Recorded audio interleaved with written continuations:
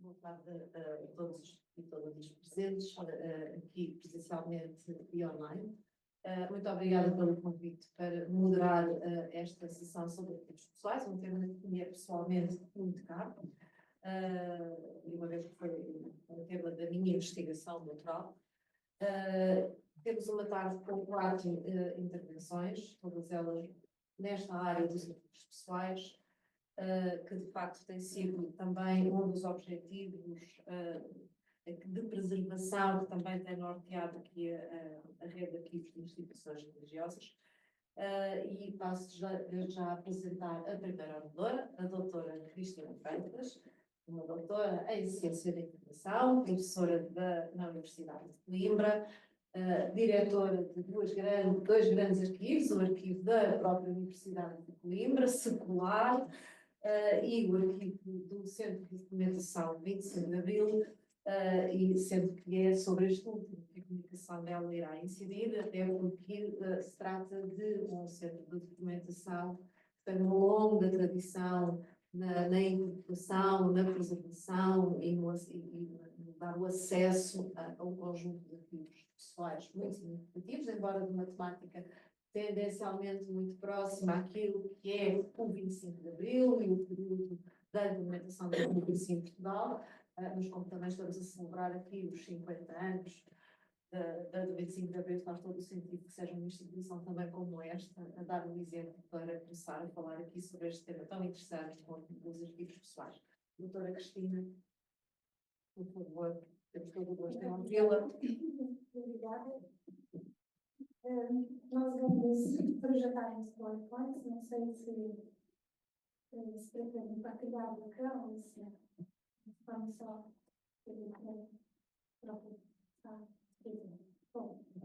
Bom, muito obrigada. Obrigada, Célia, por essa apresentação. Eu vou colocar logo o cronômetro para iniciar, porque sempre que faço uma comunicação, para mim é como se fosse a comigo. Portanto, por mais que já andemos nessas lides, eu, no meu caso, ando há mais de 30 anos a fazer comunicações por aí, mas para mim é sempre com o mesmo gosto, é sempre com o mesmo sentido de responsabilidade e sempre com a vontade de ir ao encontro daquilo que é o interesse das pessoas que nos ouvem, não é? E sempre com muito respeito pelas pessoas que estão aqui e que querem escutar-nos, querem compartilhar. Nesse sentido, depois, enfim, de agradecer à rede de arquivos de instituições religiosas, já começo aqui a falar depressa, para não terminar o meu tempo, já começo a preparar. Então, nesse sentido, não é? Queria primeiro agradecer a Raíssa, a pessoa particularmente também agradecer a senhora moderadora dessa mesa, a Zélia, com quem eu já consegui várias vezes, não é? E é sempre um gosto. E agradecer a quem me vai fazer o favor de passar o PowerPoint para que eu possa estar aqui sentado e ser captada, não é? Tanto pelo microfone quanto pela câmera. Enfim, as boas-vindas a quem está também do lado de lá, que eu não posso ver, mas sei que já são mais de 70 pessoas que se encontram do lado de lá, e também dar as boas-vindas ao público que se encontra do lado de cá. Essa comunicação, enfim, pelo tempo, não é? Que me foi dado. Não soube muito bem. Vamos, o som é captado ali, sim, para este lugar. Pedimos desculpa, assim, para não. Eu só de pé falo muito melhor, eu ouvi de toda professora, não é? Se quiser, eu fico de pé, não há problema nenhum. Vamos experimentar. Já conseguem? Vamos experimentar assim. Claro, eu falo de pé.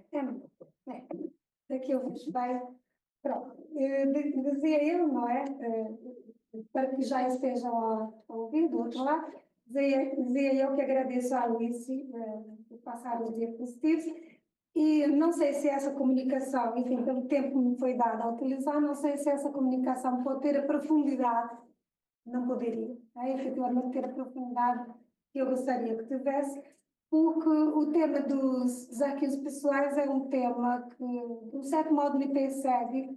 Uma vez que eu fiz a minha dissertação de mestrado, acho que pouca gente sabe disso, muito pouca gente sabe disso, sobre um arquivo pessoal, não é, no Brasil, e um arquivo pessoal do indivíduo que tinha todas as idiosincrasias pessoais, parafraseando Carlos Drummond de Andrade, tinha todas as idiosincrasias e colecionava todos os tipos de documentos possíveis.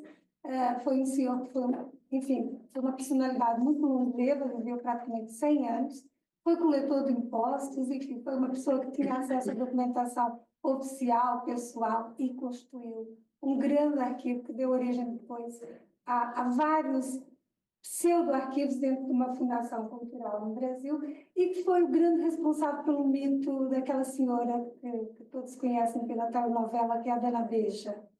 Portanto, pouca gente sabe disso, mas eu trabalhei com esse arquivo pessoal e ali eu já pude contactar os arquivos pessoais e ver e averiguar em loco a dificuldade que é, não é, tratar dos arquivos pessoais, conhecer os arquivos pessoais, lidar com os arquivos pessoais e fazer toda a trajetória, todo o percurso dos arquivos pessoais. Por isso esse tema é muito caro para mim, não é? É um tema que eu trago desde 2003, quando defendi a minha dissertação de mestrado, trago realmente no meu coração.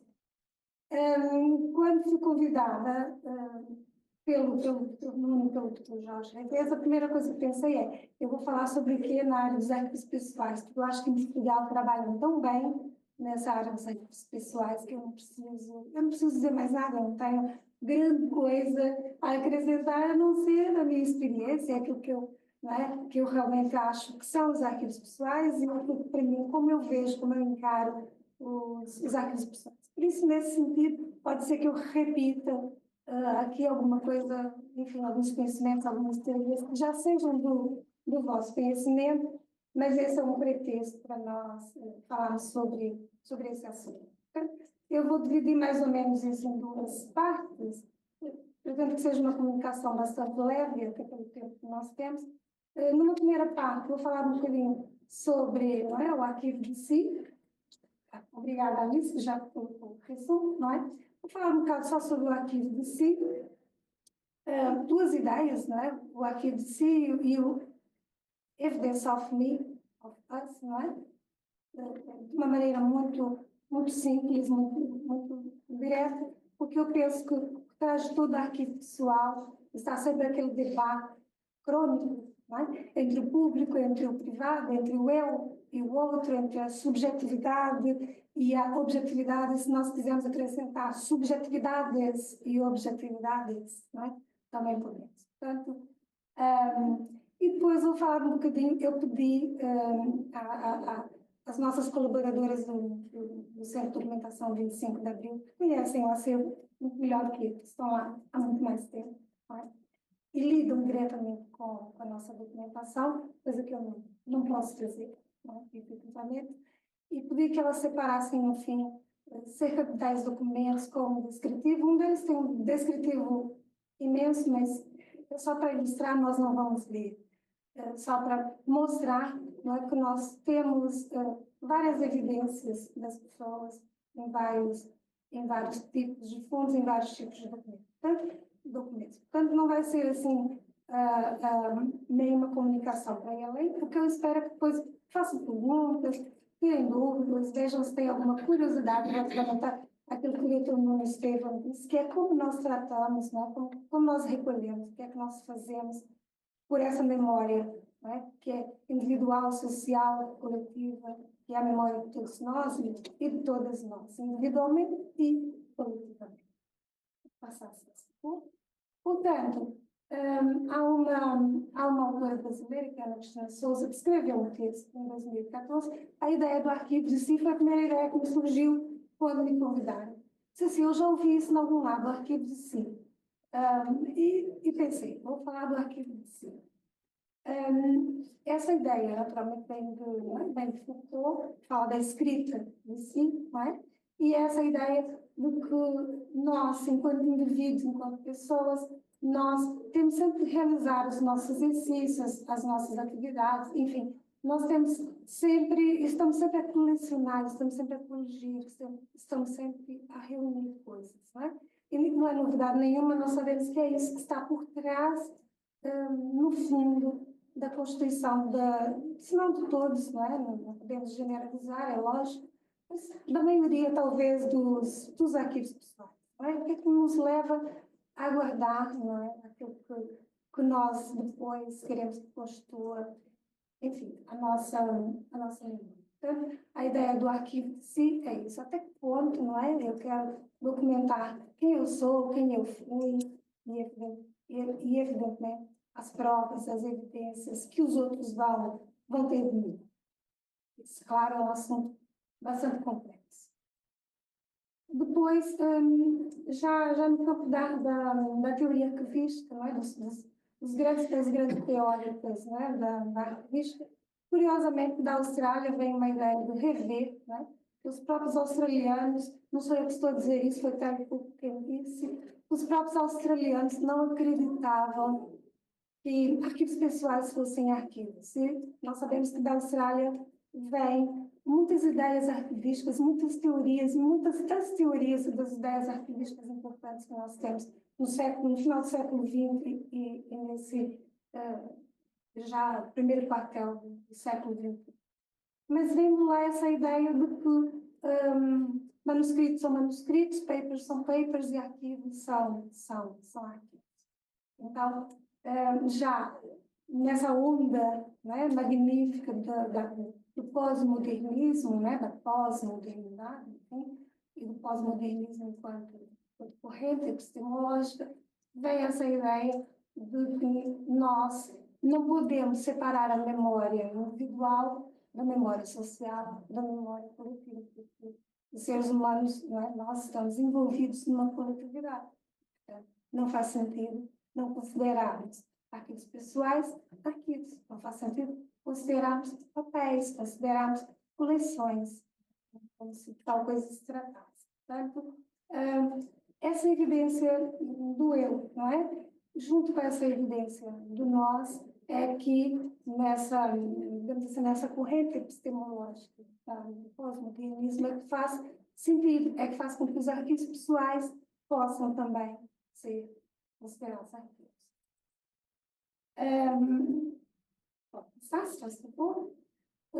Se nós formos para tradicional, também não é novidade, isso já está documentado, escrito, mais adiante eu mostro isso um pouquinho.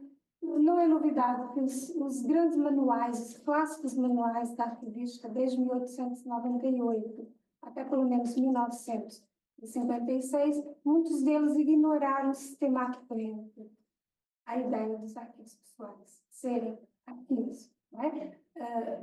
Eu chamaria isso, e todos chamamos a isso, os silêncios. Não é? Os silêncios nos grandes manuais clássicos modernos, não é? Desde 1898 até 1956. Basicamente, há ali uma anomalia, como sempre há uma anomalia no sistema, não é? Que foi o Eugênio Casanova, um grande manual de arquivística, publicado no Siena em 1928, onde ele fala de pessoa. É a primeira vez que nós vemos, nos grandes manuais clássicos, nós falamos de pessoas, acumulação, produção de documentos relacionados com pessoas.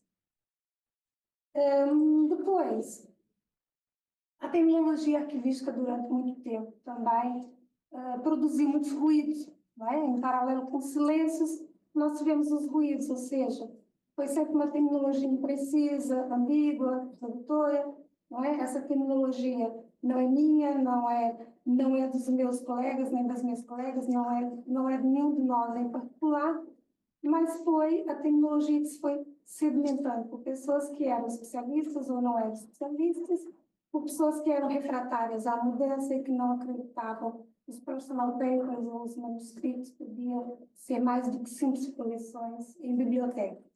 Não é?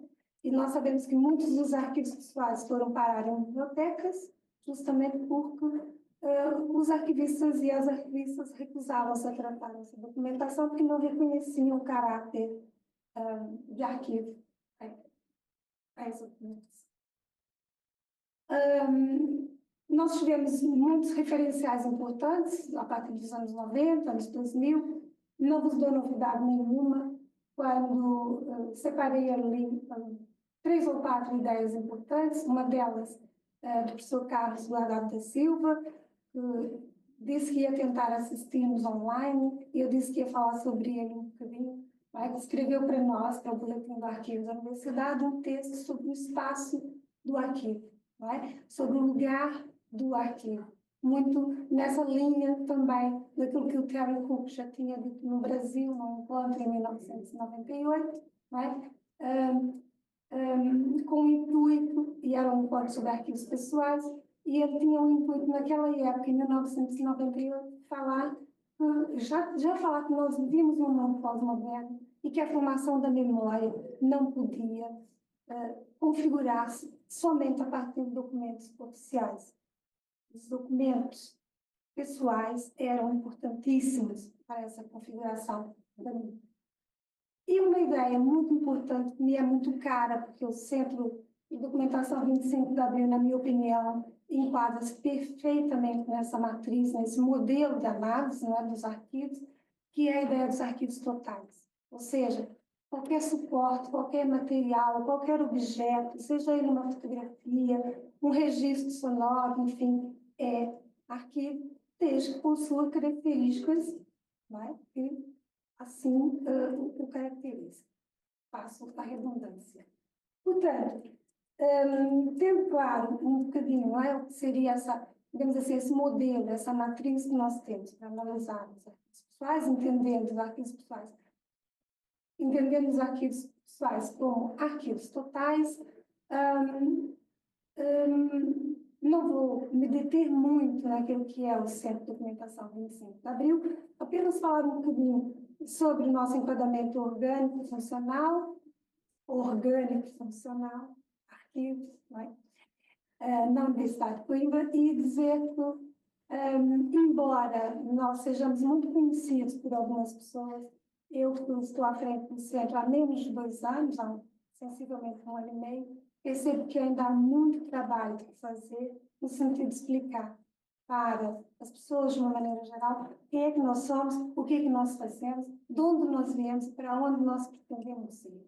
Eu tenho tido muito contato com o público nesse cinquentenário de 25 de Abril e tenho visto que há uma necessidade cada vez mais premente do cidadão e da cidadã por conhecer quem é que nós somos e o que é que nós fazemos. Ainda antes de ontem, quando entrei no centro, vi um casal de jovens nos seus 16, 17 anos, e eles me perguntaram: aqui é que é o Centro de Documentação 25 de Abril, não é? Eu disse: a gente pode entrar? Eu disse: claro, venham comigo, vamos entrar. E eles entraram e nós fizemos uma visita de estudo com eles, informal, levamos aos depósitos, fizemos a conhecer, e eles disseram: nós vamos fazer as nossas pesquisas aqui no centro a partir de agora.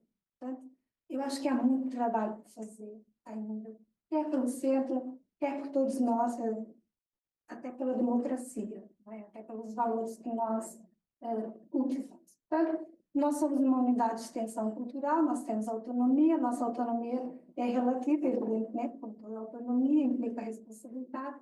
Estamos organicamente associados ao gabinete, diretamente associados ao gabinete da República. O centro, para nós, é um lugar, de facto, de uma memória. Peço desculpas, eu estou a controlar aqui o tempo. O centro é realmente um lugar de uma memória privilegiada, naquilo que o Hopwood dizia, não é de uma memória coletiva, mas também é social. Não é? É claro que nós não somos especialistas em história social, muito menos em história privada, mas nós conhecemos esses autores e reconhecemos neles quando eles falam sobre temas que para nós no dia a dia são muito importantes também, e assuntos nos quais nós nos encaixamos perfeitamente, ou modelos, não é, teóricos. Portanto, numa entrevista recente, escrita, que dei a super interessante, eu parafraseei o Edgar Morin, que é um autor que é muito caro, leio muito que ele escreve, e disse que o Centro de Documentação 25 de Abril era uma ilha de luz no oceano de informação. Portanto, é essa a ideia, não é, original de Morin, quando ele fala, não é, que nós temos de ser essa ilha de luz. Eu diria que também nós somos uma ilha de luz no oceano de desinformação também. Nós não temos só informação, temos também muita desinformação. Depois, nós muitas vezes somos confundidos com um centro de investigação, com um centro, por exemplo.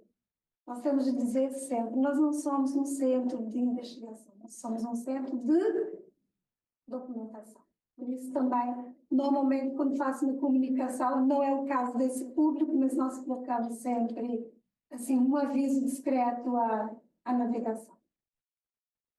Temos aqui, para quem não nos conhece, não é? Separei 4 imagens do centro, as janelas de trás, o Colégio da Graça na Rua da Sofia à frente, a nossa sala de leitura, nós temos uma estrutura em comboio, esse edifício é um mosteiro, um convento, né? É o Colégio da Graça, foi todo restaurado e foi todo adaptado para o centro e nós fomos para esse edifício em 2016.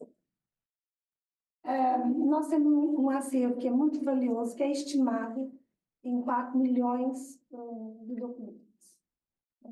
Nós não fizemos essa contagem especificamente em metros lineares, os nossos depósitos não são muito grandes assim, mas nós temos uma quantidade muito grande de documentos, não é? Que pelo formato minúsculo seriam difíceis de contabilizar em metros lineares. Então, do somatório de todos os fundos que nós temos e da estimativa que nós já fizemos, temos mais ou menos 4 milhões de documentos e estamos sempre a crescer.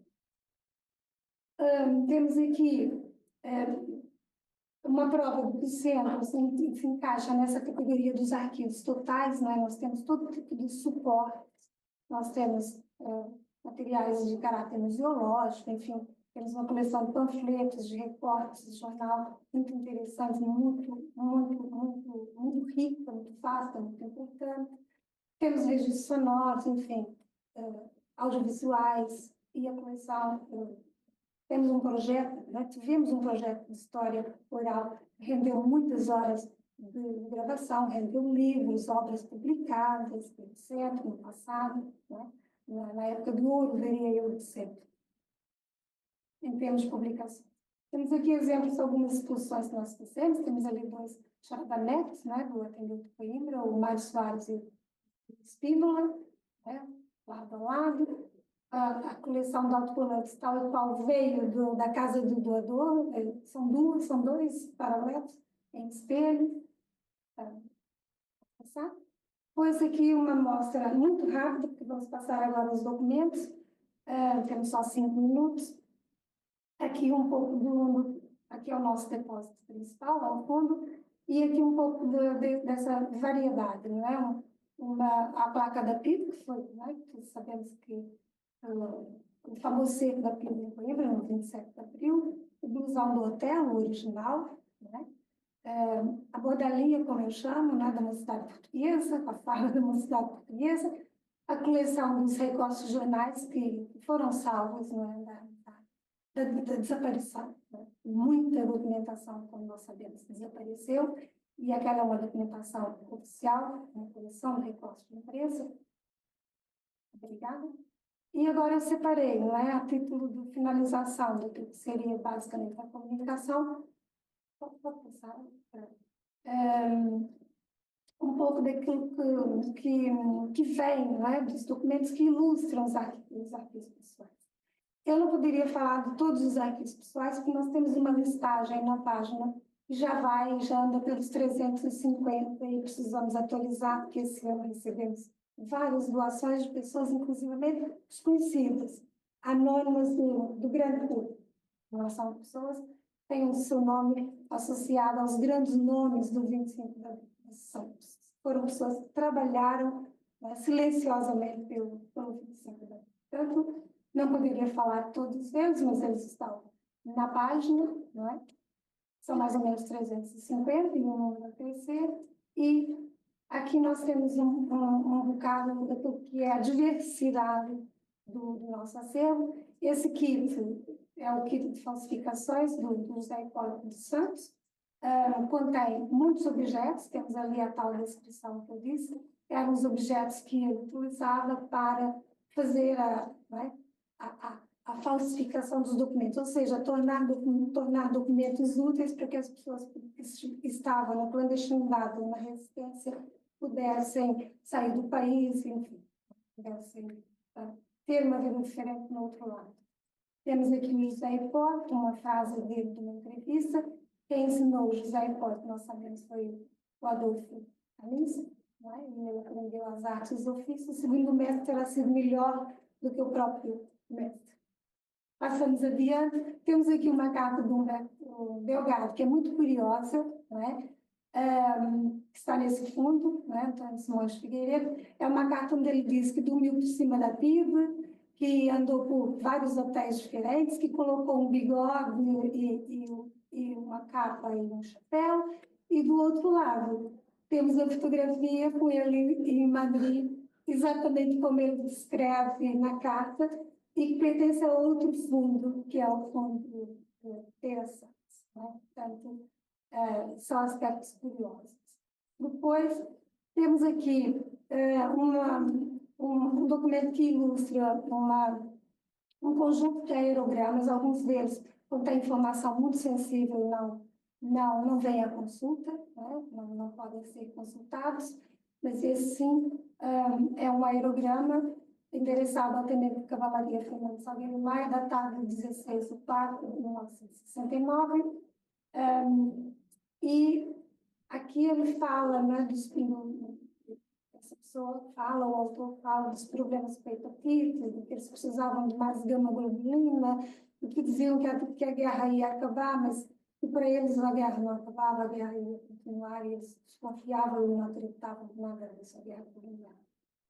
Aqui temos o famoso plano de operações, que tem muitas páginas, contém muitas páginas, é o original do Hotel Saraiva do Carvalho, onde ele tem todos os códigos, os codinomes, os nomes de código e todos os acontecimentos, as horas em que ocorreriam de norte a sul do país, e que acompanha um mapa do Automóvel Clube de Portugal, onde ele fazia as bolinhas, né? Esse mapa e esse plano apareceram em documentários, quanto do cinquentenário do 25. Já estou a terminar.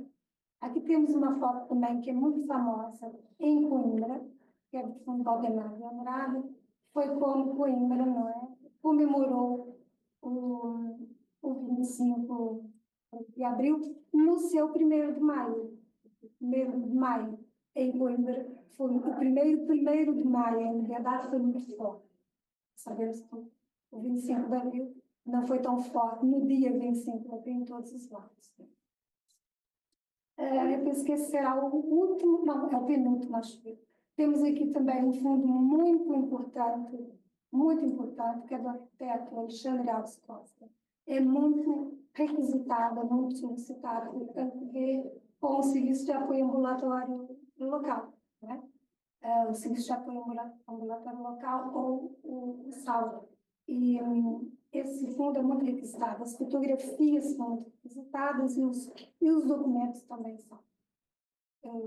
Rapidamente, temos aqui também uma carta, né, a apoiar Vasco Gonçalves na sua tomada de posse, uma carta que vem de New York, né, como está escrito.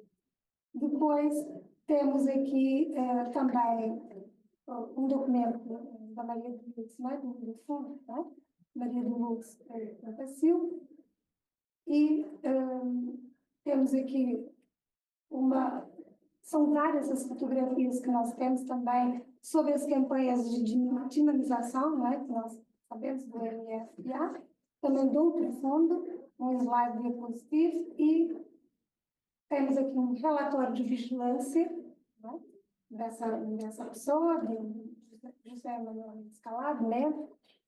Temos aqui o verso, né, do mesmo relatório, e aqui esse sim é o último. É um documento né, fala por si próprio, é um movimento de saúde comunitária, é a ficha, né, do professor Antônio Arnaud, que seria o pai, né, todos sabemos, o fundador do Serviço Nacional de Saúde. Por fim, acho que vou passar muito rapidamente. Temos aqui alguns desafios, projetos futuros, nós podemos falar sobre eles, as perguntas que nos fizerem. Temos agora, enfim, ideias de já estamos com podcast, esperamos fazer futuramente, para sermos contratados. Queria, enfim, agradecer, desculpas por ter passado um bocadinho de tempo, e dizer que o 25 de abril sempre. Muito obrigada.